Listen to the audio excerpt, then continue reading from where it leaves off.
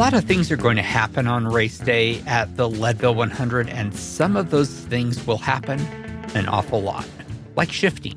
You got to shift early, you shift often, and that is a great mantra, one worth keeping in mind for the Leadville 100. Of course, at Leadville, it's not just your regular, free, easy shifts that you should be thinking about. It is those shifts you will make while on the steep pitches of columbine and powerline that you and your equipment should be ready for. That's absolutely right, Fatty. Shifting under load, one of the hardest things you can ask of a drivetrain, and no one knows that better than Shimano. It is one of the reasons why when Shimano developed its 12-speed mountain bike groups, it made improvements to the ramping on Shimano cassettes and came up with chains to match those ramps.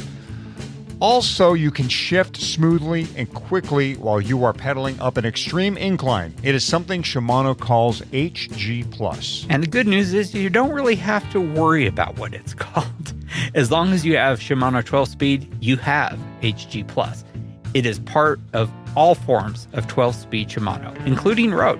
I've used it at Leadville and elsewhere and take it from someone who puts a lot of torque into my pedals. Shimano 12-speed shifts like nothing else. Yep, whether you ride XTR, XT, SLX, or DR, you can have the precise and fast shifting that is HG+. To check out the entire Shimano mountain bike lineup, head to bike.shimano.com, and thanks to Shimano for being the title sponsor of this show. 3, 2, 1.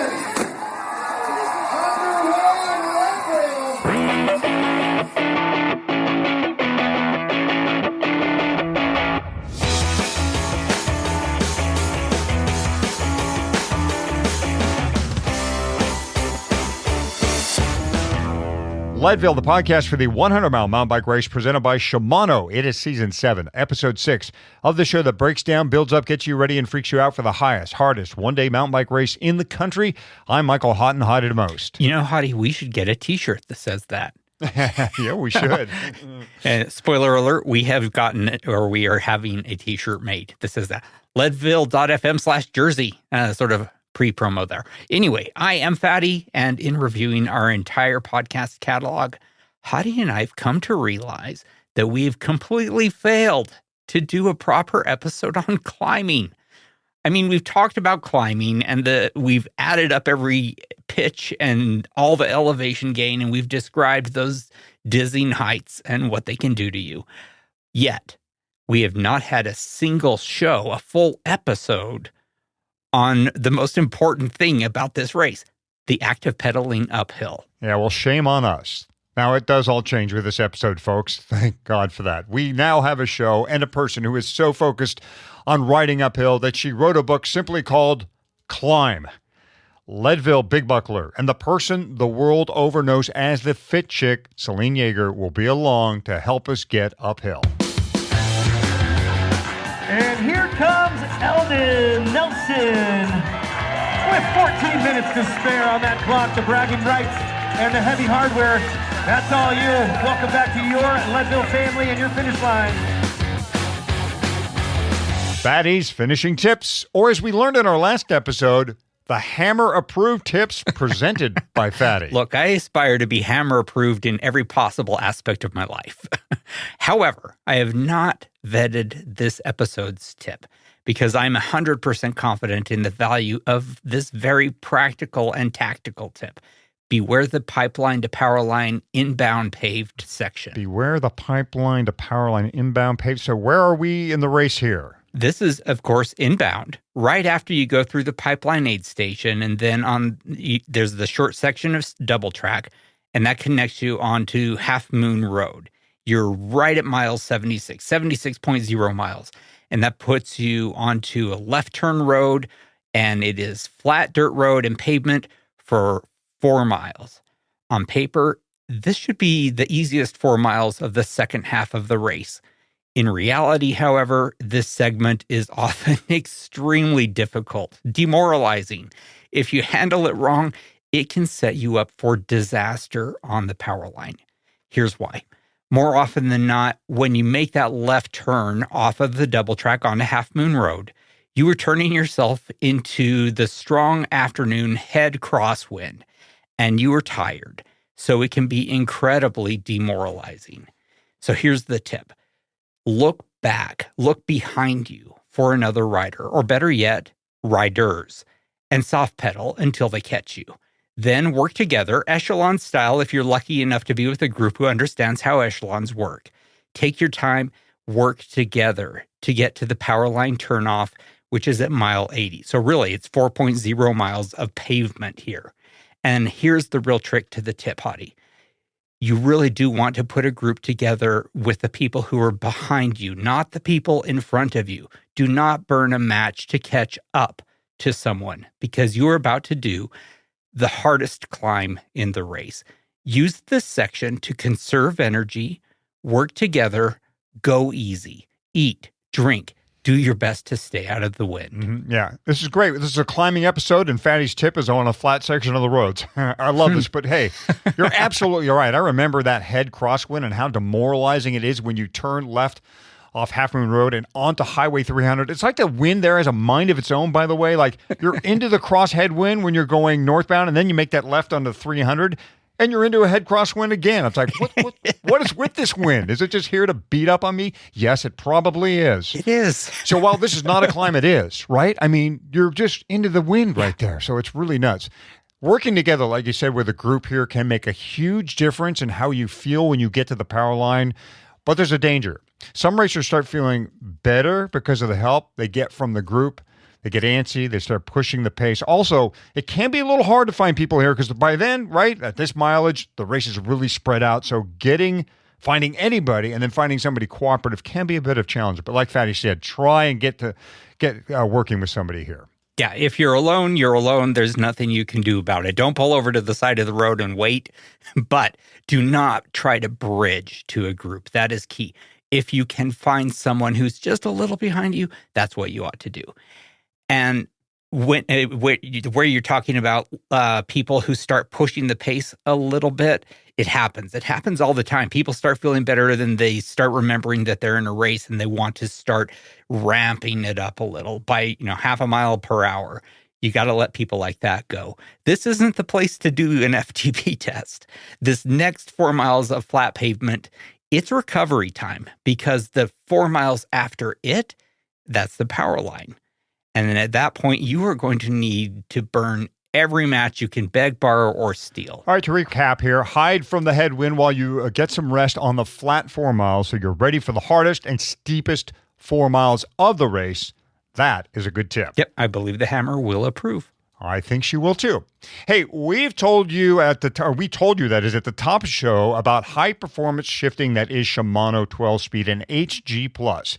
One thing to note with 12-speed mountain bike systems is that you will need a free hub body that accepts that cassette. And in the case of Shimano 12-speed, that would be a micro spline free hub. Yep. So if you are picking out a set of wheels from Envy and you have Shimano 12-speed, make sure to choose hubs with microspline. Envy has 2 hub offerings with the M525 wheel set.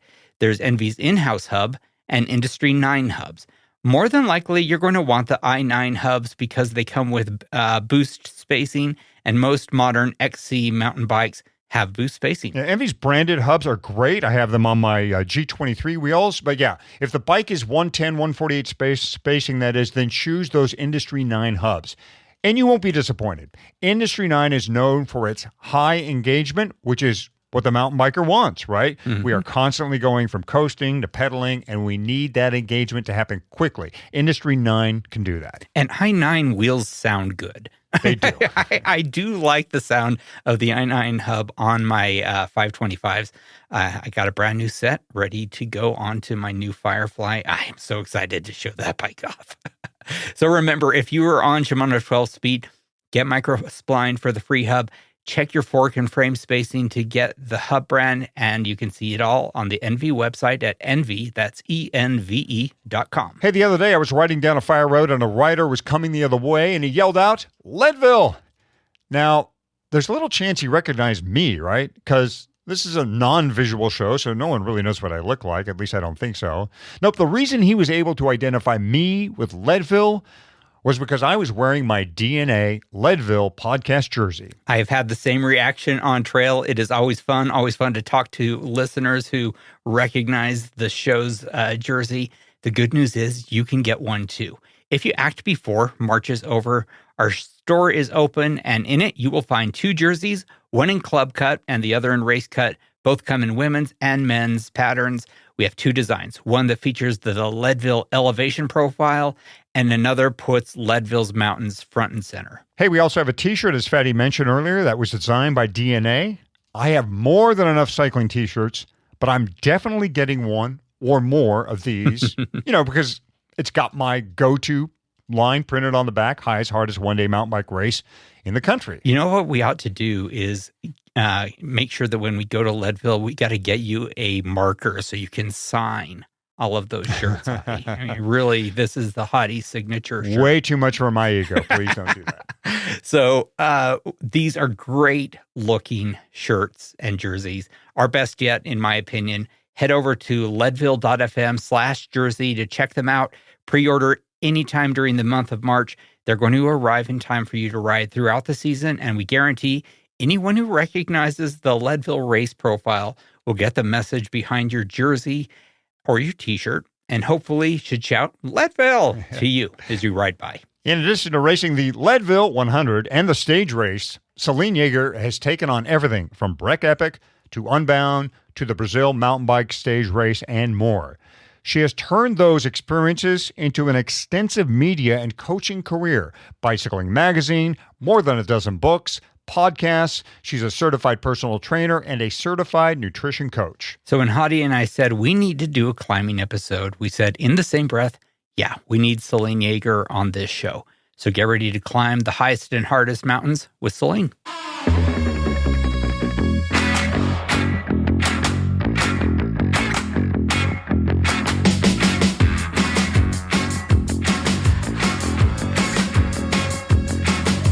Like we said, we're joined by Selene Yeager. Selene, it's not welcome to, it is now welcome back, because you've been on the show before. You've been on our other show.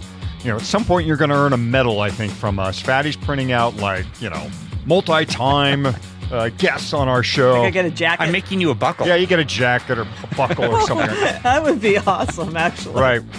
Welcome back to the Leadville 100 podcast. Thanks. I'm always happy to be on the show. I'm a listener and a fan. Selene, obviously an author of many books, over a dozen at this point, has her own podcast, Hit Play Not Pause. You should listen to that. You should search for all her info. She's also a Leadville finisher. Selene, a great, in 2014, 8:39.19, put you third in your age category that year, and you've done the stage race as well. Second pro female, in fact, at the stage race. So you have all the qualifications, but the other reason we have Selene on is she's got a book about our topic. We're talking about climbing, and she has literally written the book, Climb with an exclamation point, Selene. The exclamation point, that's really what we think when we climb, right? It's like, climb! Well, yeah, and now you have, if people use the Wahoo, they have that little feature that comes up that goes, climb! And it literally does, beep at you and... tells you. Yeah. I just did a bike packing trip in Florida, and it was kind of hilarious. When it would come up, I'd be like, well, that's 25 feet. I think we can do it. And Garmin's got the Climb Pro feature. So, yeah, we are all about the climb. And we all think about the climb when we think about Leadville, that's for sure. So Climb the book came out in 2018 after you did Leadville. Did Leadville have an influence on what you wrote in that book? I guess for the show, I should say yes, but then, it really only did insofar as, races like Leadville were part of the tapestry of what I was doing at that time, which was an awful lot of climbing. I mean, I live in Pennsylvania, which is by no means flat. You're always going up or you're going down. And I was doing a whole lot of mountain bike stage racing at the time too, which included trips to South Africa and Brazil and places that are enormously climby, as well as the Breck Epic, notoriously climby, and of course Leadville. So it's just it was informed the whole process. Is there a 1-minute synopsis of what most people do wrong when they climb? I mean, it's not just pedaling your bike, but harder, right? Yeah, I mean, honestly, I think it's freak themselves out. I mean, if I had to say one thing, I mean, Because it's so much of it, and I really, really believe this, unless you are profoundly unprepared, unless you're like truly deeply unprepared, you can get to the top of any climb. But I see it and I hear it all the time at events. Like coming into a climb, you can almost see people deflate. You see them look up and then you hear them groan and you see them look down. And I'm just like, you're not doing yourself any favors, my friend. I mean, a lot of it is the mental game. What about on the physical side? Is there anything special about climbing that's different from when we're riding the flats? Or well, obviously it's different from going downhill, but is it just pedaling just uphill? Well, I mean, obviously the wattage is different. You need power to fight gravity. I mean, that's just a fact. And it's a power to weight equation. So there's a lot that goes into it, and hills are harder. That's a fact. It's harder to, although riding on flat ground forever has its own challenges because you don't coast. Climbing a hill is going to be an inherently difficult task for no matter who you are. I mean, especially if you're talking about an event where you're trying to get up there a little expediently, it's going to be a more difficult thing. I would think that if you're asking sort of like what people might make a mistake in on the physical side, it's really just not settling in and staying within themselves, especially when you're talking about climbs like Leadville. They don't regulate themselves really well and they just blow themselves up. It really does come down to having a bit of a better internal regulator and staying within yourself and knowing that the climb is long and just staying there instead of like getting all freaked out that people are passing you or people are doing this. You might see them again. Those people who are coming by you and working too hard, especially if you hear them huffing and puffing, you'll probably see them again. So it's really just having that internal regulation to pace yourself. And that takes practice. Boy, pacing really has seemed to become a theme in this show in the last few episodes, hasn't it, Hadi? I mean, we have, I swear, seasons 1 through 5, I don't know if we ever said the word pacing. this last few, seasons, and maybe, we can thank Rose Grant for that. We can. That has really come to the front of our mind. So talk to us a little bit about some of the kinds of racers in Leadville. I mean, you've seen the vast variety that we have. There are folks who come from the flatlands, who come from sea level, who, are tiny people who are great climbers, who are big people who can kill it on the flats, but really struggle on the powerline and columbine climbs. Let's talk about a few of those. So I would love to start with our flatlander sea level friends. I have been one of those at one time. I don't know if everyone remembers. I used to live in Seattle, and that was some of my hardest Leadvilles. Yeah, that's right. That's right. Well, it's interesting. When I did this book and I had written a lot about the Mount Washington hill climb, which is notorious out here and was writing about a lot of climbing, I interviewed a lot of people that were from like oddly flat places like Cape Cod. Like some people who had just like they weren't mountain living people. They were people who lived in Florida, in Texas, and not the highlands, in the flat part of Texas. And at some point, and I know this is a little debatable, and the Watts geeks will come after me, but at some point, Watts are Watts, and you really can train yourself. Like the people I talked to in Cape Cod, they would go out and do 20-minute intervals going into the headwind. The headwind was predictable. They would go down to the canal and they would do intervals into the headwind, holding their watts and heart rate. And that's like, it's kind of like what the Dutch do, in the Alps of Holland are the winds, and Vicky DeSalvino, who won Mount Washington numerous times, would do that too. She would do 20-minute efforts at threshold, pretty much the equivalent of the power she would plan to use on Mount Washington. So you really can. And you can also be creative. I interviewed people who, honest to God, would go on a Sunday morning and go up a 20-level parking garage in Florida and just do intervals up it. It was empty, it was closed, and they would just, and I was like, wow, that's actually really creative. Now, you got third at the 2010 Mount Washington Hill Climb. We'd love to hear that story. And then also, if you could, tell us about how like you said, you're Pennsylvania, a lot of rolling terrain there.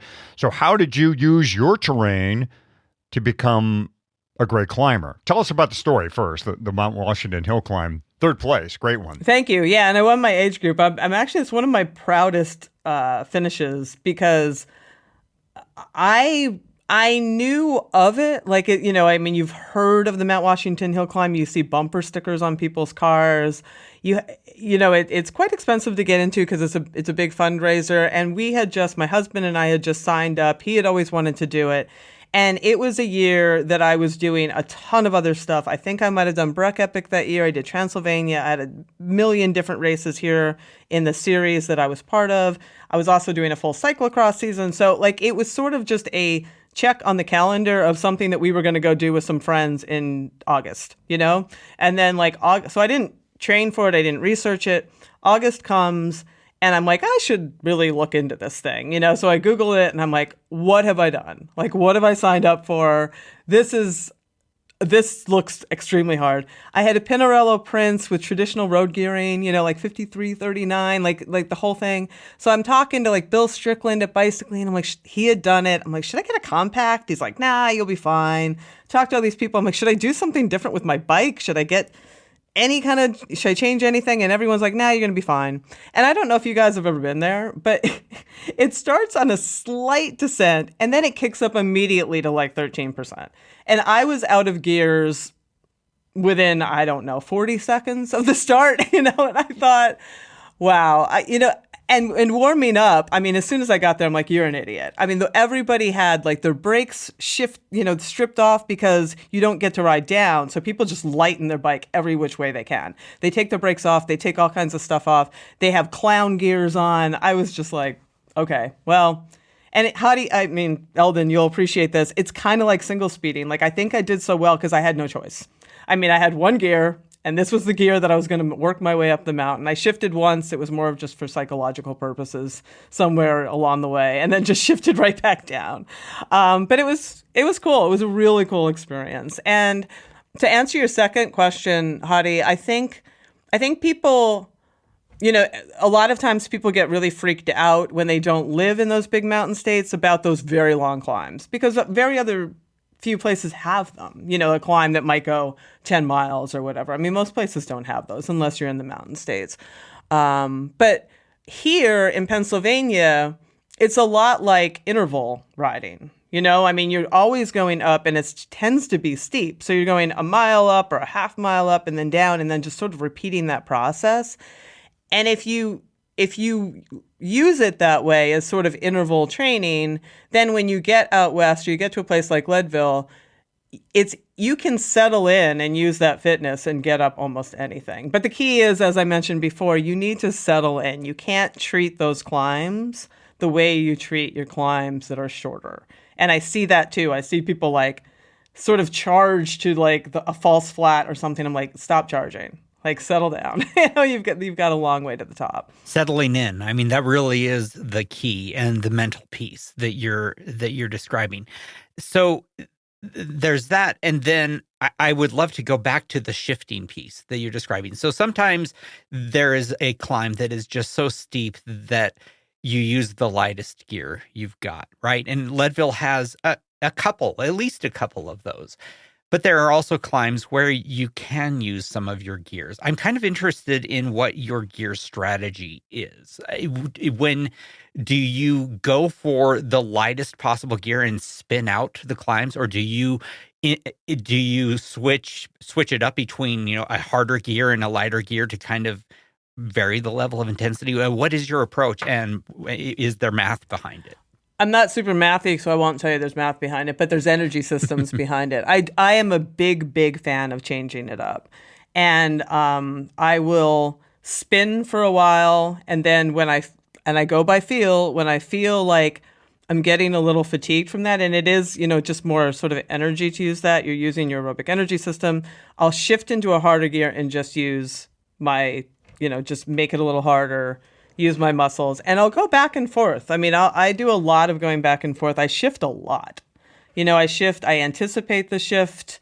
I try to keep, and it's almost impossible, but I try to keep the pressure on my pedals and the effort that I'm feeling overall as stable as I can up a hill. That's kind of impossible, but you can settle in, and there's that word again, for long periods of time where you're just this is a good place I'm working. And as soon as I feel something shift in that, one way or the other, I change my gears and I try to maintain that effort and I try to maintain that consistency. And I think that just helps use all your energy systems and give some a break. I also will physically shift my body forward a little bit and back a little bit, to use different muscles, use my quads, use my glutes, use those a little differently. I don't, and I know you probably want to ask about standing. I am not as much of a standing climber. People who single speed tend to do get out of their saddles quite a bit. That's habitual, I think. But, it is a little, especially if you are a larger rider, and there's plenty of larger riders, it is a little less economical. It is a little less efficient, but it also gives your body a break. So it is nice to use strategic places to stand. And I'll actually do that. Like on a climb, like say I'm going up something like a columbine, I'll settle in, I'll find my rhythm, and then I'll look at different points and I'll just be like, okay, when I get to that sign, when that tree, that mailbox, I'm going to stand up for 10, 20 pedal strokes. And then I'll come back down. And I think all of that does a couple of things. It occupies your mind. It gives you something to sort of work at. And it also just spreads the effort across energy systems, muscles, your body, the whole thing. And for very long climbs, it helps. Much of the Leadville climbing areas, like the lower section of Columbine, I'm thinking of the Turquoise Lake Road climb going back home, the upper section of the Boulevard, you can kind of apply almost a road technique to how you're climbing that you're describing right there. Like I change gears when I want to change gears. I try to vary my cadence when I can. I do what I can when the road or the dirt is smooth. The other element, though, we get at Leadville is, of course, rough and loose conditions and steep. Talking about Goat Trail at the top of Columbine. We're talking about the top of Powerline. So give us some techniques you might use as you enter looser, rougher terrain and is steep and climbing. Yeah, I mean, that's where if you have an eagle, it's really great. Like some eagle gearing or those kind of very, very helpful gears. I am a big fan of getting low on the bike. So I drop my body down, I relax my upper body, and I gently sort of pull on my bars with the pedal strokes to maintain traction as you're working your way up. And you really do. You want to stay relaxed and you want to just try to keep your traction even between your front and your rear wheels so you're not spinning out in any way. And getting your body low on the bike is a good way to do that. Yeah. I was shown that technique a long, long time ago. I actually went to a mountain bike clinic, and one of the first things they showed us was how to climb up a steep pitch when it's loose and unpredictable. And the person running the class said, you want to, just like Selene, get low. And it's almost like a pumping or a rowing effect where you grab your bars. You don't torque on them, but you kind of pull them back in towards you as it's gentle. Yeah, as each pedal stroke, power stroke goes down, you just kind of pull back on the bars a little bit and towards you, and it just helps keep pressure down on that back tire. I think, Selene, there's such a thing as having too low of a gear where you can actually spin out rather easily. So Agreed. The right gear is the important part when you're in steep, loose conditions. Yeah, you need a little more torque, so you don't want to go for like a full spinny gear, but you want something that you can also turn over, so you want to be able to turn it over steadily, not doing anything kind of, like you said, if you spin too fast, I mean, sometimes you just go nowhere and all of a sudden you're putting a foot down. One of the things that you mentioned a couple of times I think is really worth underscoring, and that is being gentle when you pull back on that bar.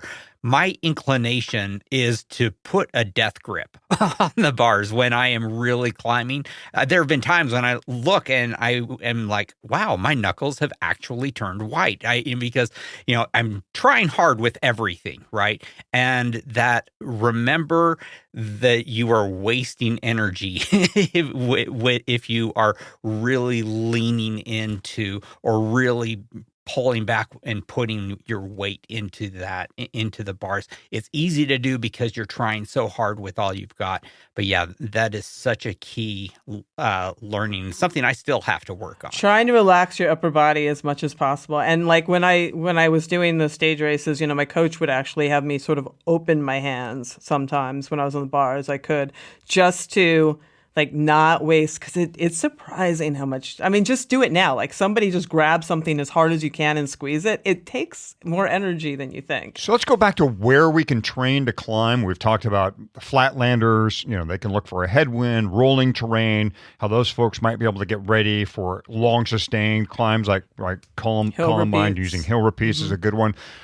Let's talk about the new way all of us love to get ready for anything, and stationary trainers, right? Do you think we can get ready to climb, effectively get ready to climb using a stationary trainer? If you'd asked me this question like years and years back, I would have been like, no way. But I have changed my thoughts on that.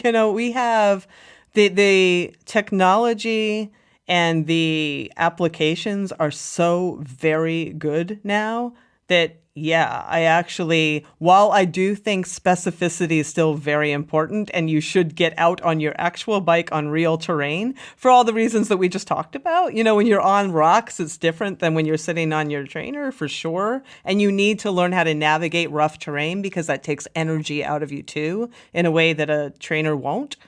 You can get on your trainer and do Alp du Zwift. That's a 45-minute climb, longer climb. It's a very long climb.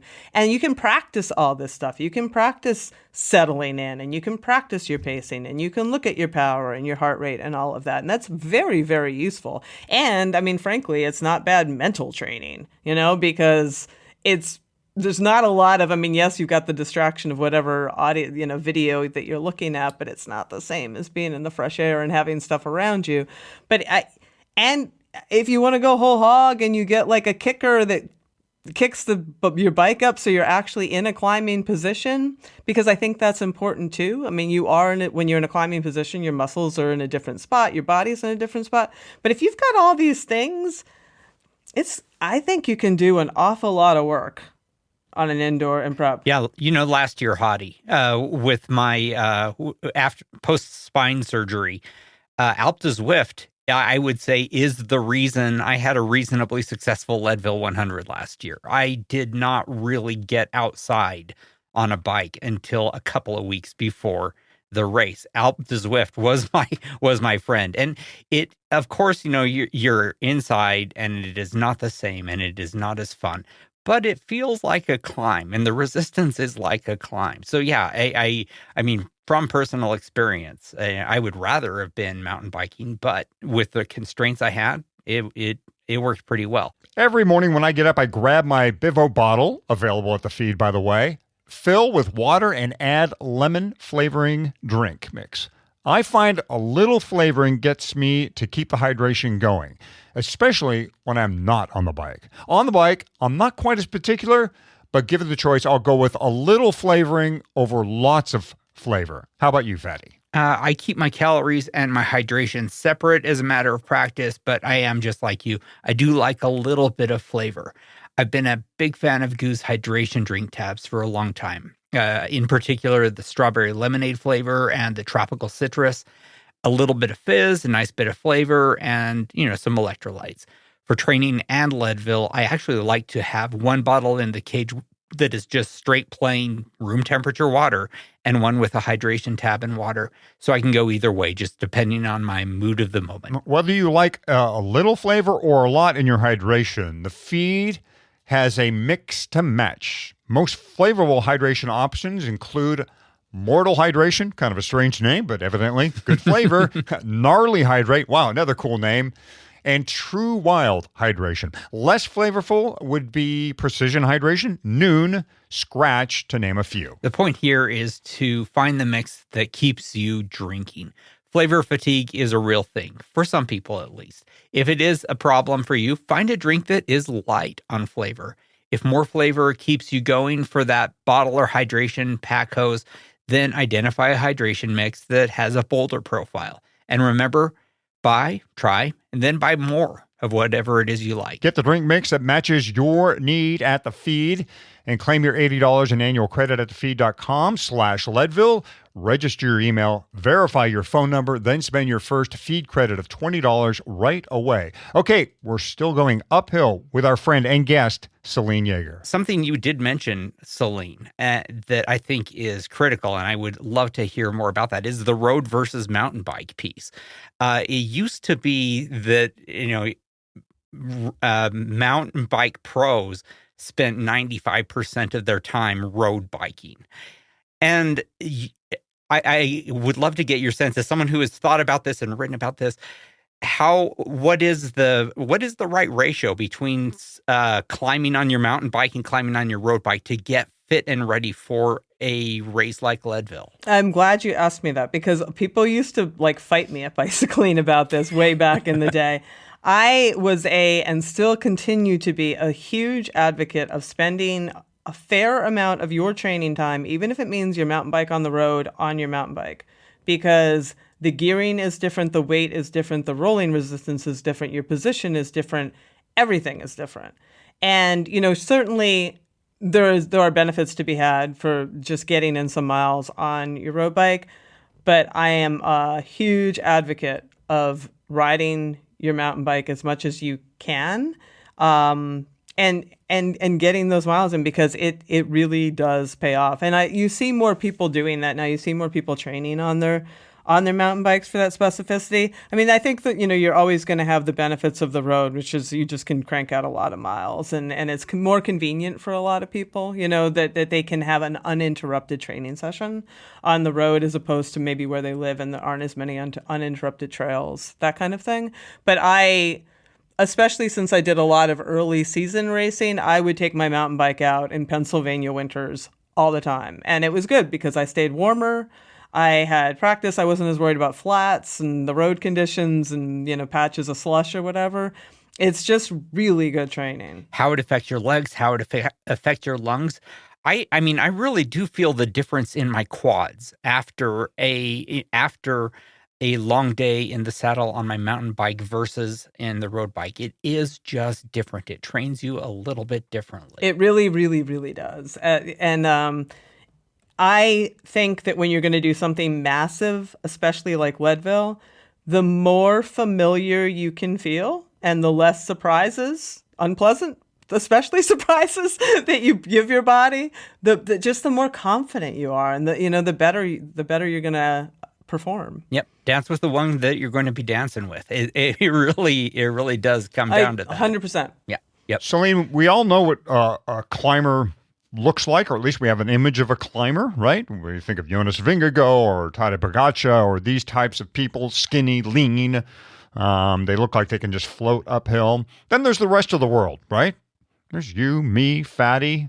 And then there's Clydesdales, like truly big people who still want to ride and still are entered into Leadville, but are probably going, my God, I'm as big as a house. How am I going to get up these monster climbs? So what kind of advice, that's not extreme, but what kind of advice would you give somebody who, is they've just a big person, big bones, big muscles, but they're going to have to climb Leadville? I push back a little bit on the notion of a climber is always built a certain way. Certainly, if you're talking about World Tour, Tour de France, I mean, yes, we will see the Vingegaards and those kind of climbers, but you see very successful people climbing on bikes who are not built like that. I mean, all the time, especially on a mountain bike.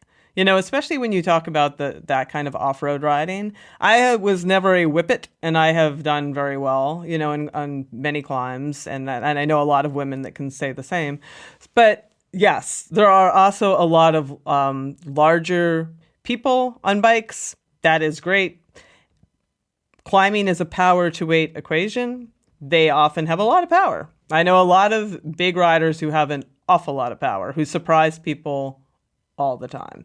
And that all being said, I'm also realistic, and I do know, and I have worked with a lot of Clydesdale sort of riders who, they do have a lot of body to get up the hills, and it is harder for them, and that's true. So what do?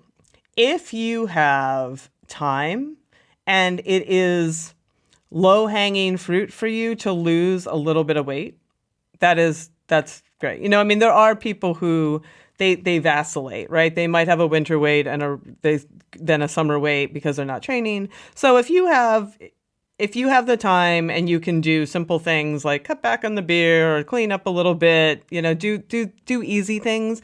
And I only say that because I think it's too hard for most people with real lives to really do all this weight loss focus kind of stuff and intermittent fast and all the things that people do to lose weight. It becomes counterproductive in my mind. They just don't get good training sessions, and it's not useful for them. But if it's easy for you and you can lose some weight, that will help you. I really do think, you know, working on your strength, making sure you've got some power, is also useful. Big gear work, sort of the hill repeat stuff, like really spend some time training there. A lot of times, even riders that I meet who are training for things like Leadville are still hill adverse and they don't do enough training on it. You know, so do it. Like, go out and make training part of your regular riding as well as your training. So you're not getting freaked out by those climbs. So you have the confidence that you know that you can get up those climbs. And use new technology, friends. The gearing that mountain bikes have now is amazing. You could climb up a wall like Spider-Man with some of the gears we have. Do you know what I mean? I mean, it's true. Like help yourself. Use some great gears. You don't need to be a hero and try to have like some super tall gears. Use those smaller gears and give yourself a hand. Yeah, absolutely. So let's talk a little bit about how you fuel. Both, I would say during training for climbs, but during the long climbs themselves. I'm thinking about Columbine right now, where I am likely to be working super hard for a couple of hours. And this was my Achilles heel for my first 15 years doing this race, where I just did not want to eat because I was working so hard during the climb. How do you successfully fuel during a climb? Excellent question. And this is obviously going to be unique for every person because, you know, our digestive systems and how they respond are unique to us. But your experience is not alone. I mean, when you're going up something like that, especially at altitude, it's really hard to digest food, and it's really easy to get nauseous. And it's, you know, it's just it's a battle. It can be a battle. I'm a big proponent of the drip system for something like Columbine, and by that I mean, let's put it this way: your brain needs glucose, right? Your brain's actually a glucose hog. And your muscles, because you are working, even if you're trying to stay within yourself, they're working harder. You are sucking glycogen from the top and from your legs, so everything is getting a little dried out.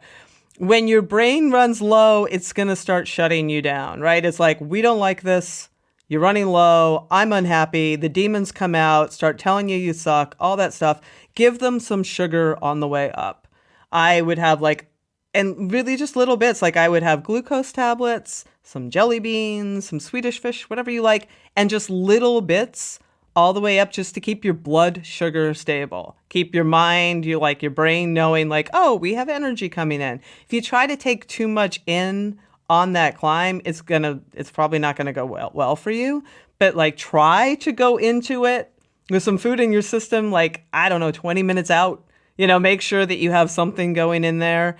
And then when you hit the bottom, just go like, okay, I am just going to drip fuel and sugar into my system up here to keep my head and my legs happy. And then you get up there and please feed yourself, you know, and make sure that you put something in the system for the trip back down. I mean, whenever you look at a profile like that, find the places where you're going to be able to take your hands off the bars and have the capacity to digest and fuel yourself throughout. And then I did that. That was my, anytime that I got a little negative, I would pop some sugar in my mouth. And it's amazing how well it works. That is such great advice. A little bit all the time. It is, especially at altitude, very difficult to get a lot in your mouth and have long enough to chew something and get it down when you are breathing triple time. Right. If you have time to get one gulp of, a gel or a chew or a gummy worm, I don't care. Calories are calories at some point, right? But anything is better than nothing, and a little bit is for sure better than nothing. And if a little bit all the time is as good as, or perhaps better than, a lot all at once. In those cases, it very, very often is. And don't forget, like, there's decent research on sort of the carbohydrate mouth swish, and I'm not telling people to do that, but like just signaling to your brain that there's some sugar coming in the system does wonders for your energy. I've never heard of that. Tell me what that is. Oh, really? Yeah. Oh, yeah. No, they've done trials, time trials with people in the lab where they just literally swish a carbohydrate drink through their mouth and spit it out, and you have receptors, and they do better because it's just like, oh, the brain is easily tricked. I spent a lot of time just tricking myself at long events. That's fascinating. I would recommend that you go ahead and swallow whatever it is that you were drinking, right? I agree. I'm not, that's why I said I'm not. No. I wanted to be clear.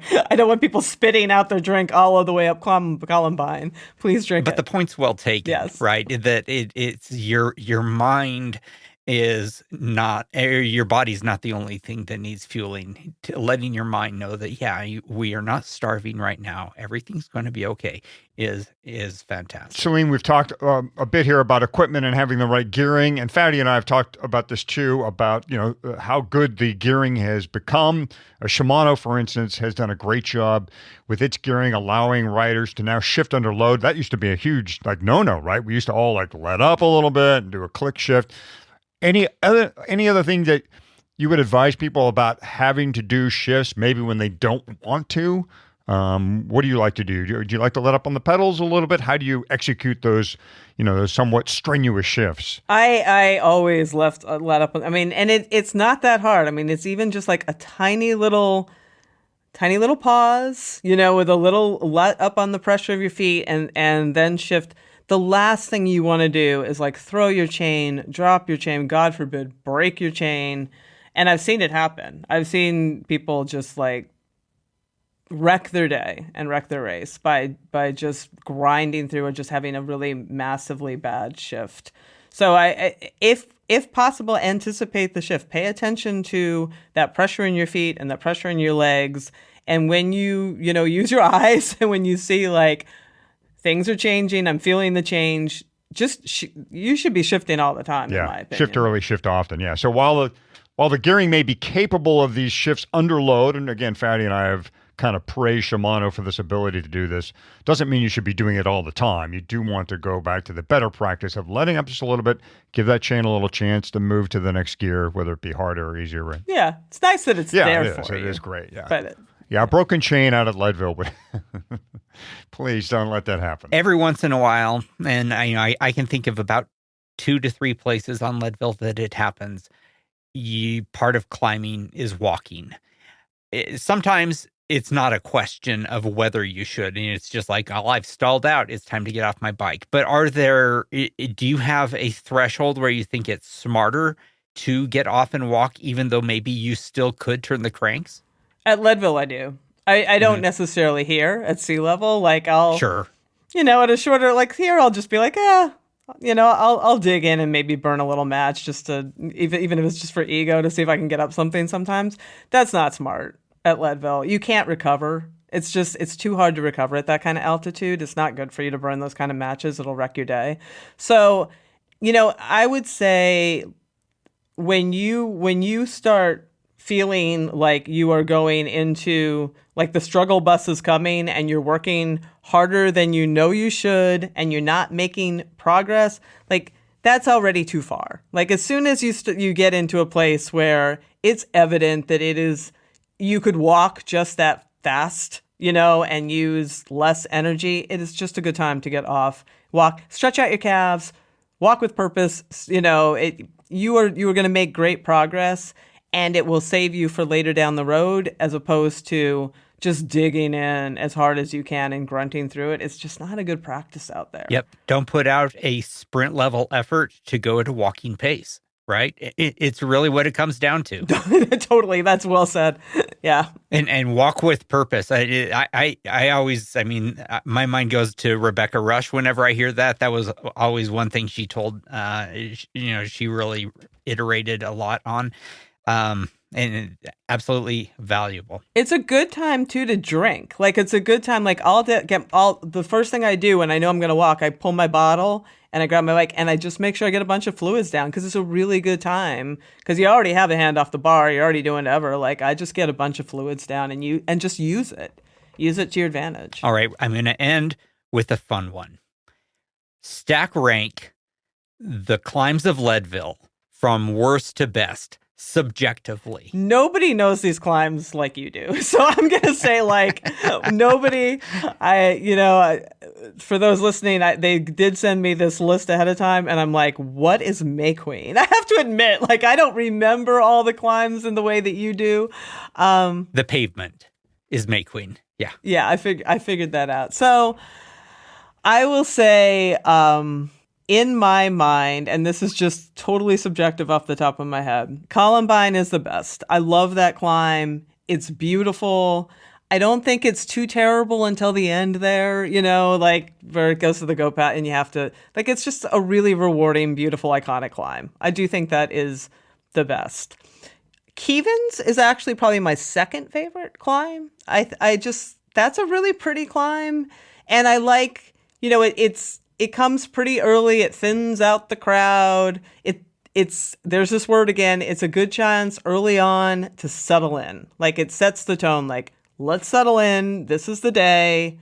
You get yourself on Keevan's, and then like the race is really on, and you're really into the day, and it's just kind of exciting.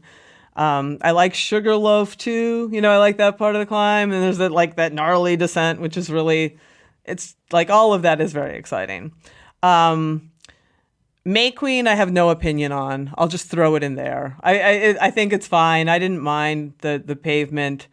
Powerline is hands down the worst climb ever. Like it, I shared with you my face. I don't have any other race picture where I'm making that face that I'm making as I look up and I'm like, my God, how is it still going up? It's really, really hard. Like Powerline is no joke. That is, it is definitely the hardest. I mean, the Boulevard, the last 5 miles of that race feels like the Matrix to me. Like it's slow motion. It's surreal. I'm working very hard. I'm not going anywhere. It's just not the worst because the finish is imminent, right? I love your reasoning. It's funny how much I both agree and disagree with some of your choices. Well, actually, first, I want to hear, Hottie, what are your favorites? Let's hear your worst to best. Sugarloaf. Fatty and I both love it because it's the morning and the views. You could see Turquoise Lake from the top. I actually like Keevan's. You're in the trees up there, especially after the left turn, which I still count as Keevan's as you're way out and you're over to Carter. And you've got kind of the group around you. A lot of good energy there. Boulevard, because you're almost home. Columbine, kind of for the same reasons that, I just love the kind of the yin and yang of Columbine. You're in the trees and then you're out, and then you're in that open kind of high space. Very cool. Powerline inbound is second to last, and everyone knows this about me. I hate May Queen. I hate that Turquoise Lake Road with a passion. It's good choices. With you, Hottie, Sugarloaf is my favorite. It is gorgeous, and it is the best I always feel during the day. And it's just there's sort of the pre-race nerves have dissipated, but the exhaustion that comes in later hasn't set in yet. So love Sugarloaf.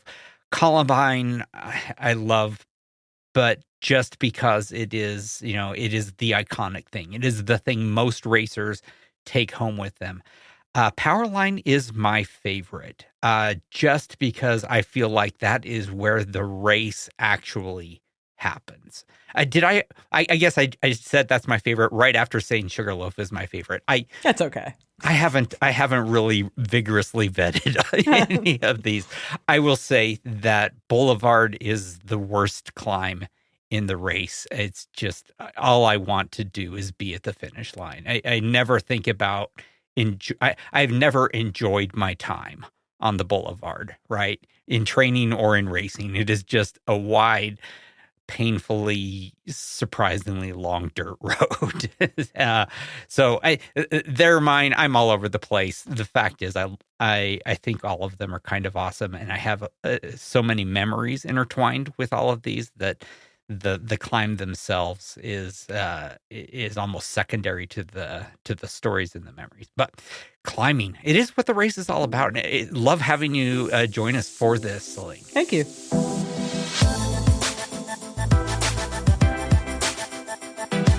Thanks again to Selene Yeager. Again, the relevant book here is Climb, and that is climb with an exclamation point. Rush to Glory is another one with tons of great Leadville stories, so check that one out as well. Yep, and Selene will be back later this season to help master racers, which is, in fact, most of us. Our Slack channel conversations are getting good right now. Members are excited about the Leadville 2024 race and are sharing advice.